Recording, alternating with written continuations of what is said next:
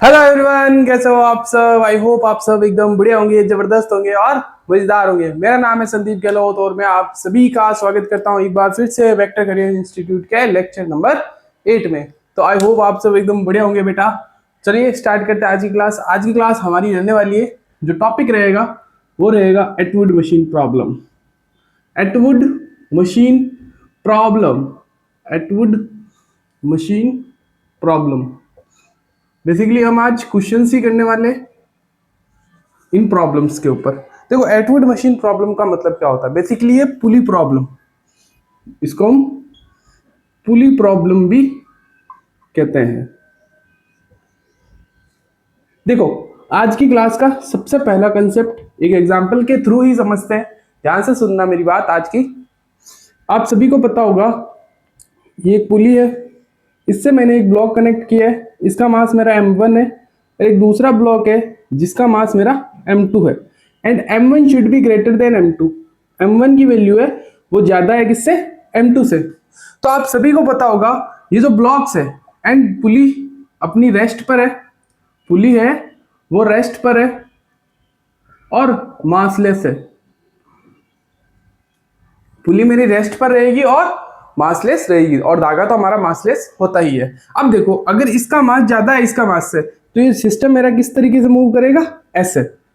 ये बॉडी ए एक्सेलरेशन से नीचे जाएगी और ये बॉडी ए एक्सेलरेशन से मेरे साथ ऊपर जाएगी। अब आप सभी को सबसे पहले क्या करना होगा, सबसे पहले आपको draw free body diagram, draw FBD. Then दूसरी चीज आपको क्या करनी पड़ेगी, दूसरी चीज आपको करनी पड़ेगी ले जाने वाला फोर्स माइनस रोकने वाला force is equal to m into a. तो आप सभी को पता होगा ये ले जाने वाला फोर्स है, ये टेंशन टी इसको रोकेगा, फिर ये टेंशन टी यहां लगेगा क्योंकि वन स्ट्रिंग वन टेंशन, और ये m2g इसको रोकने वाला फोर्स है। तो देखो, ले जाने वाला फोर्स है m1g, रोकने वाला फोर्स है tension is equal to m1 है। इस केस में ले जाने वाला फोर्स है t माइनस रोकने वाला फोर्स है m2g is equal to m2 into a. I hope आप सबको पता होगा टेंशन से टेंशन कट जाएगा, g कॉमन आया, m1 minus m2 divided by m1 plus m2। ये आ गई मेरे पास एक्सेलरेशन e।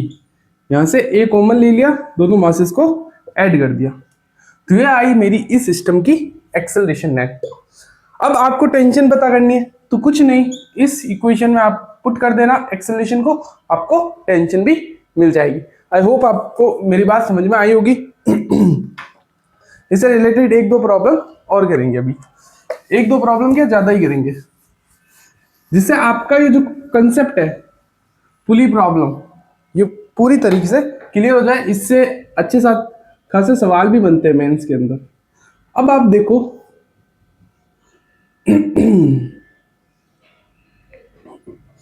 अब आप एक चीज देखना मेरी, एक ब्लॉक है, इसका भी मास 5 kg है और इस ब्लॉक का भी मास मेरा 5 kg है।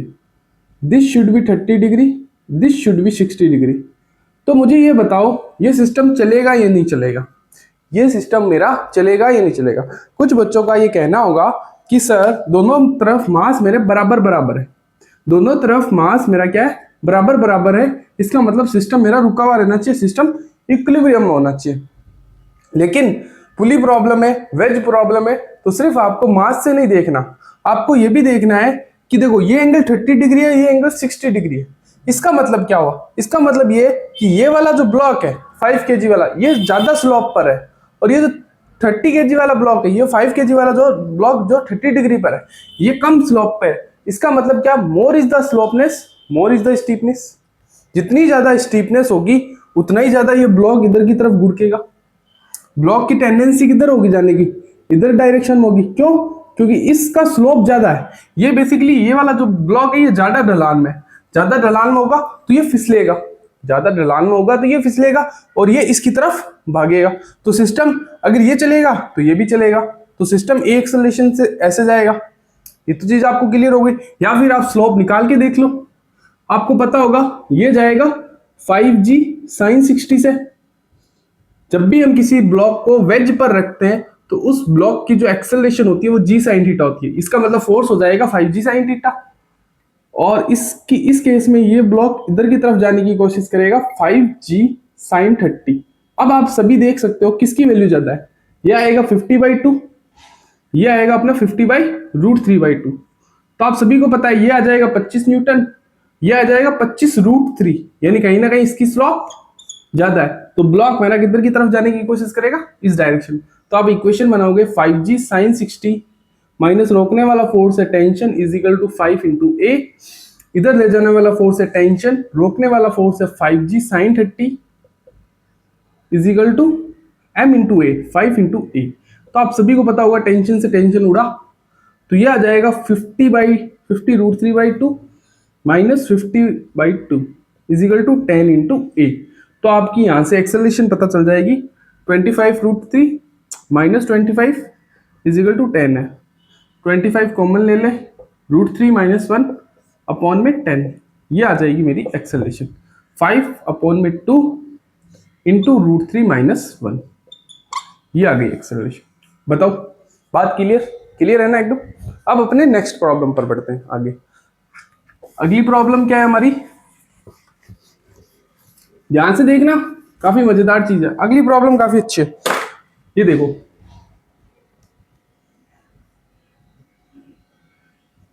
ये देखो, ये देखो, एक ब्लॉक है, इसका मास है मेरा m1, इस ब्लॉक का मास मान लेता हूं m2 और इस ब्लॉक का मास मान लेता हूं मैं m3। आप वैल्यूज से भी चीजें कर सकते हो, मैंने m1 m2 और m3 माना है। अब सभी को पता होगा सिस्टम मेरा किधर की तरफ जाना पड़ेगा, ओवरऑल दोनों के मास इधर की तरफ ज्यादा है, ओवरऑल मास मेरा इधर की तरफ ज्यादा है। ये चीज सर पता इसलिए चलेगी क्योंकि यहाँ पे मेंशन होगा, जैसे ये 5 kg होगा, ये 10 kg हो जाएगा और ये 8 kg हो जाएगा। बेसिकली कहीं ना कहीं ओवरऑल मास मेरा इधर की तरफ क्या है, ज्यादा है। तो बॉडी मेरी किधर की तरफ जाने की कोशिश करेगी, नेट एक्सेलरेशन सिस्टम की तरफ की है वो इधर की तरफ, यानी ये जाएगा ए से तो ये भी ऊपर ए से जाएगा, ये चीज तो फिक्स है। अब आपको देखनी टेंशन, अगर ये सिस्टम मेरा ए से जाएगा तो ये सिस्टम भी मेरा ऊपर की डायरेक्शन में ए से जाएगा। अब आपको टेंशन देखनी है, टेंशन कैसे पता करोगे, टेंशन देखो यहां से, ये वन स्ट्रिंग है, कंप्लीट वन स्ट्रिंग है और ये सेकंड स्ट्रिंग है, दो टेंशन है, तो दो अलग अलग टेंशन लगेगी। इसमें लगेगी मान लेता हूं T1 टेंशन और इसमें लगेगी T2 टेंशन। अब आपको कुछ नहीं करना, सिर्फ और सिर्फ इक्वेशन लगानी आनी चाहिए, ले जाने वाला फोर्स माइनस रोकने वाला फोर्स। देखो ये इधर m3g, इधर अपना फ्री बॉडी डायग्राम बनाओ तो m1g और ये आता है अपना m2g।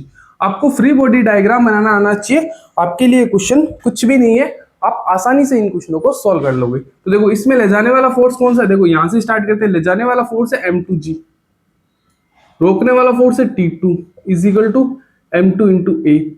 इस केस में ले जाने वाला फोर्स T2 और m1g है, m1g minus m1g plus T2, ये ले जाने वाला फोर्स है। रोकने वाला फोर्स कौन सा है, T1, रोकने वाला फोर्स कौन सा है T1 is equal to m1 into a. इस केस में ले जाने वाला फोर्स है T1, रोकने वाला फोर्स है m3g is equal to m3 into a. अब देखो T1 से T1 गया, T2 से T2 गया ऐड करने के बाद, तो क्या हुआ, ये आ जाएगा हमारा m1 plus m2 plus m3। रुको, तो ये ले जा रहा है, ये ले जाने वाला फोर्स, ये रोकने वाला फोर्स, तो ये आ जाएगा माइनस मेरा, ये दोनों प्लस में और ये मेरा होगा माइनस में, माइनस m3 इंटू जी। इन तीनों को ऐड कर लो, m1 plus m2 plus m3 into a. तो यहां से आपका आंसर आएगा m1 plus m2 minus m3g divided by m1 plus m2 plus m3। ये आ जाएगी आपकी नेट एक्सेलरेशन सिस्टम की।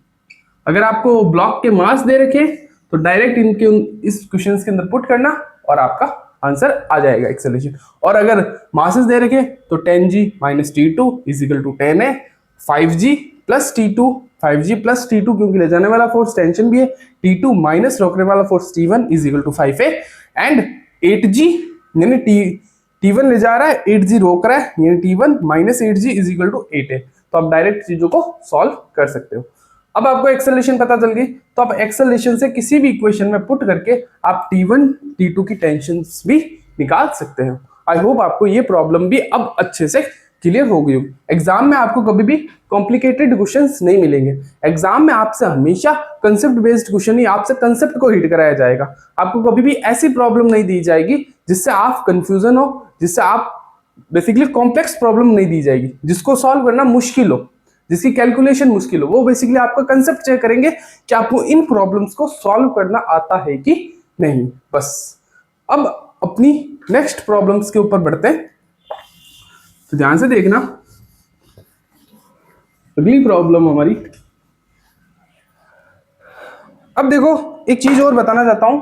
जैसे मैंने बताया था, एक वेज के ऊपर जब आप किसी भी ब्लॉक को रखते हैं, एक वेज के ऊपर आप किसी भी ब्लॉक को रखते हैं, तो उसकी नीचे की डायरेक्शन में एक्सेलरेशन होती है जी साइन थीटा। एक वेज के ऊपर किसी भी ब्लॉक को रखते हैं तो उसकी नीचे की इस डायरेक्शन में एक्सेलरेशन होती है इसकी जी साइन थीटा।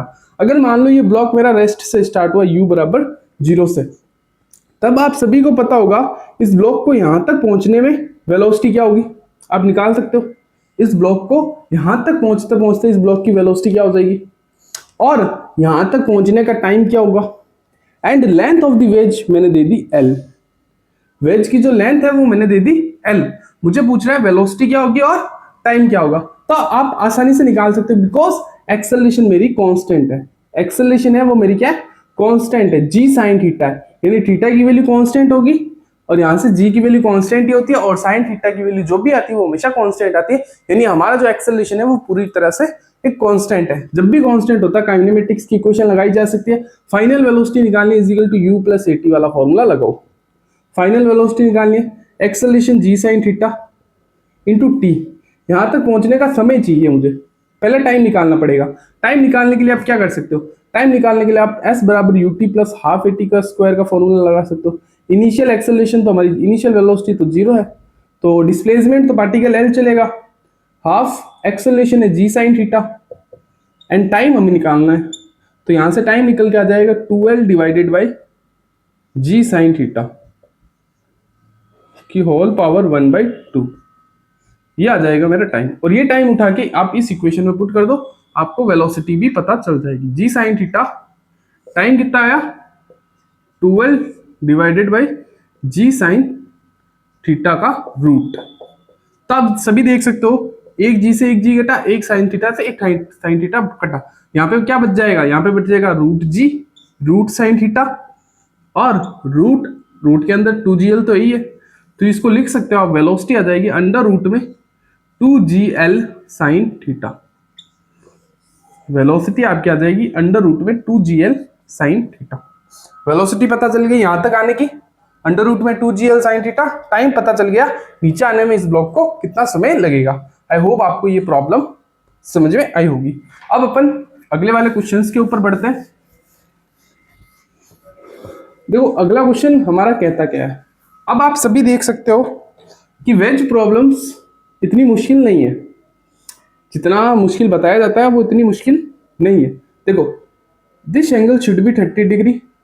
यहाँ पे एक ब्लॉक है जिसका मास है मेरा 10 kg, और इसको इस तरीके से बांध रखा है, और इधर एक ब्लॉक है जिसका मास है मेरा 5 kg। तो बताइए नेट एक्सेलरेशन सिस्टम की क्या होगी, find net acceleration of system and tension between the block।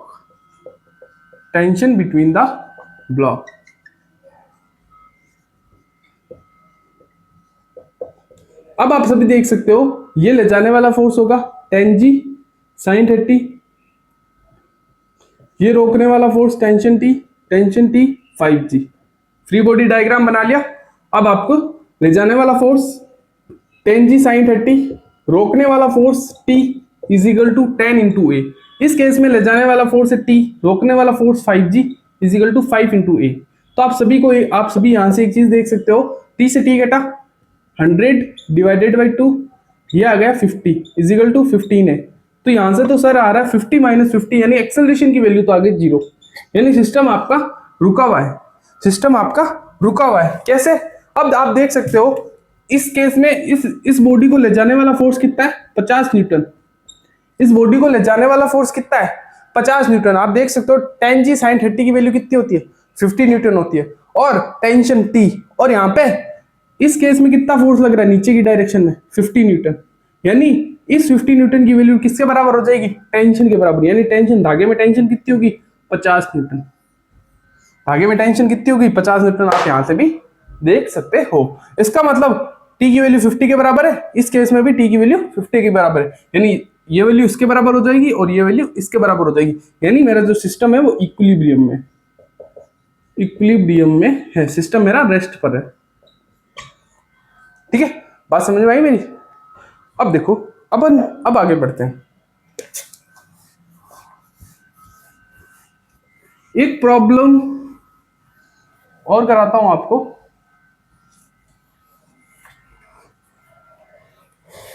I hope वो प्रॉब्लम आप अच्छे से समझ पाएंगे। देखो,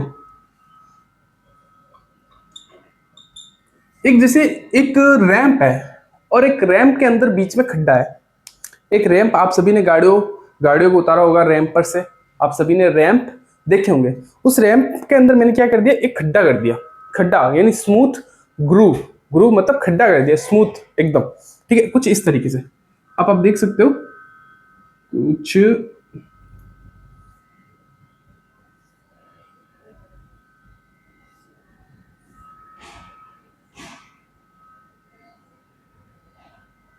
कुछ इस तरीके से ये रैंप है, ये मेरा रैंप है।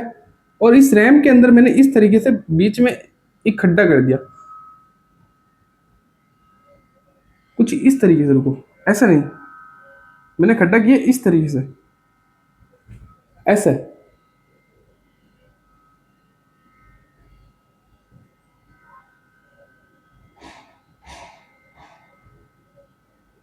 इस तरीके से। और जो बॉल है वो कुछ यहां से आ रही है। ये बॉल मेरी क्या है, रेस्ट पर है। और ये स्मूथ है। स्मूथ मतलब ये कांस्टेंट एक्सेलरेशन से ये ब्लॉक नीचे जाएगा मेरा। कांस्टेंट एक्सेलरेशन से ये जो ब्लॉक है वो मेरा नीचे जाएगा और ये मेरा ब्लॉक है। अब आप देख सकते हो, मुझसे क्वेश्चन में पूछा क्या, क्वेश्चन में पूछा find acceleration of block. Find acceleration of block, block की एक्सेलरेशन फाइंड करो। तो आप कैसे करोगे फाइंड, आप सभी ने देखा होगा। आप एक रैंप है, एक रैंप पर मैंने ऐसे तिरछा ऐसे गड्ढा कर दिया, इस तरीके से गड्ढा कर दिया। और इस गड्ढे से मैंने इस बॉल को इस तरीके से ड्रॉप किया, यानी स्लाइड करवाया इस ब्लॉक को। तो क्या हुआ कि देखो, ये एंगल मेरा 30 डिग्री था। तो बताइए ये जो ब्लॉक है ये कितने एक्सेलरेशन से इधर जाएगा। अगर आप देख सकते हो, ये एंगल मेरा था 30 डिग्री। जब ये ब्लॉक मेरा ऐसे जाता, तब इसके पास जो एक्सेलरेशन होती थी वो होती थी जी साइन थीटा, जी साइन 30। जब ये ब्लॉक मेरा ऐसे ना जाके, ये ब्लॉक मेरा ऐसे जा रहा है, अगर ऐसे जाता इस तरीके से, तब मेरी एक्सेलरेशन होती थी जी साइन 30। इसका मतलब आप इसका अगर मैं टॉप व्यू बनाऊं, टॉप व्यू देख सकते हो, यहां पे मेरा ब्लॉक है इस तरीके का, ठीक है, और ये जा ऐसे रहा है। इसका वजन नीचे की डायरेक्शन में, इसका वजन नीचे की डायरेक्शन में होगा। और इस डायरेक्शन में देखो, ये इसका वजन होगा नीचे की डायरेक्शन में, नीचे की डायरेक्शन में इसका वजन होगा। तो आप सभी देख सकते हो, अगर आप एक परपेंडिकुलर ड्रॉप करते हो यहां से इस तरीके से, में एक ग्रूव है, ये इस तरीके से एक ग्रूव है, ठीक है, ये ग्रूव है, यहां पे मेरी बॉल है या फिर ब्लॉक है। इस ब्लॉक की एक्सेलरेशन मुझे निकालनी इस डायरेक्शन में कितनी होगी, इस ब्लॉक की मुझे एक्सेलरेशन निकालनी इस डायरेक्शन में कितनी होगी। लेकिन आप सभी को पता है इस डायरेक्शन में, इस ब्लॉक की एक्सेलरेशन कितनी है, वो है जी साइन थीटा, जी साइन 30। इस डायरेक्शन में इस ब्लॉक की जो एक्सेलरेशन है वो जी साइन 30 है, इस डायरेक्शन में। यानी रैंप कुछ इस तरीके से बना हुआ है, अब देख सकते हो। ये जो कुछ रैंप है ये कुछ इस तरीके का बना हुआ था, ये एंगल था 30 डिग्री। इसलिए यहाँ पे इस ब्लॉक की जो एक्सेलरेशन होती थी इस डायरेक्शन में, इस रैंप के अलोंग, वो होती थी जी साइन 30 डिग्री। तो हमें ये पता करना है ये एंगल कितना है, ताकि मैं रिजॉल्व करके चीजों को निकाल सकूं। तो आपको ये एंगल कैसे पता करोगे, आप सभी को पता होगा, अगर आप यहां से एक परपेंडिकुलर ड्रॉप करोगे, आप इस पॉइंट पर आ जाओ, इस पॉइंट पर आओगे तो आपको ज्यादा चीजें समझ में आएगी। इस पॉइंट पर बीच में, बॉल को बीच में ले आओ, बॉल जा इधर रही है, बॉल मेरी जा इधर रही है। आप यहां से एक परपेंडिकुलर ड्रॉप करो, आप यहां पे क्या करो, एक परपेंडिकुलर।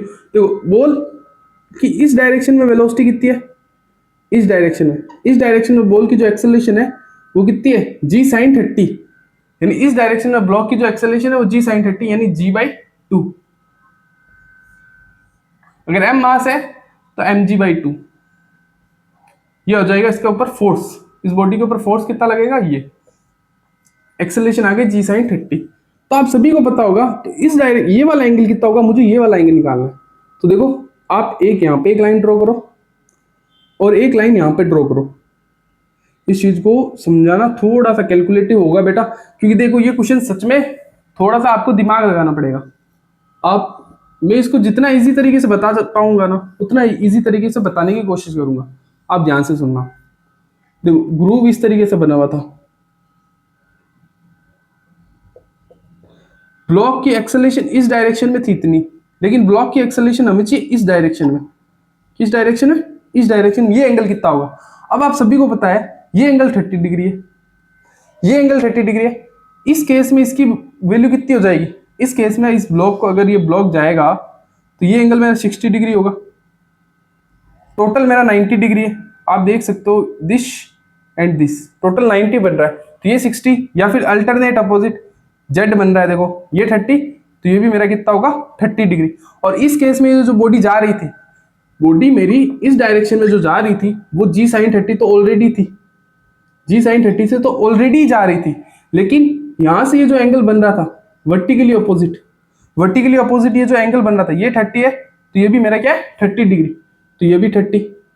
इसका मतलब मुझे ग्रूव किस डायरेक्शन में जाना चाहिए था, इस डायरेक्शन में, तो जी साइन 30 लगाना पड़ेगा एक बार और, यानी जी कॉस 30। जी साइन 30 की वैल्यू कितनी हो गई, g/2, इसका कॉस लेना पड़ेगा, यानी जो नेट एक्सेलरेशन आपकी आएगी वो कितनी आ जाएगी, g/2 cos 30। और cos 30 कितना होता है, g/2 √3/2, तो g √3/4, ये आपका आंसर आएगा। थोड़ा सा कैलकुलेटिव है, ध्यान से सुनना। आप सभी को पता, लेकिन देखो जब आप इसको सिंपल तरीके से देखोगे, आपको पता है ऐसे जाना है, जब ब्लॉक मेरा ऐसे जा रहा होगा तब उसकी एक्सेलरेशन होगी जी साइन 30, ठीक है। इस ब्लॉक की एक्सेलरेशन होगी g/2, लेकिन ब्लॉक जा तो ऐसे रहा है, ब्लॉक जा ऐसे रहा है, ब्लॉक जा मेरा इस डायरेक्शन में रहा है, इस डायरेक्शन में, यानी ऐसे जा रहा है। तो देखो यहां से ये एंगल कितना सबस्टेंड कर रहा है, इस डायरेक्शन में ये वाला एंगल कितना सबस्टेंड कर रहा है, वर्टिकली अपोजिट। अगर आप देखोगे ये 30 है, तो ये भी मेरा क्या होगा 30 डिग्री, ये 30 है तो ये भी मेरा क्या होगा 30 डिग्री। तो आप यहां से निकाल सकते हो जी cos 30, g/2 cos 30, ये आपका आंसर हो जाएगा। ठीक है, बात समझ में आई मेरी, ये 30 ओके। तो देखो ये क्वेश्चन समझ में आया। तो आज की क्लास हमारी यहीं तक ही।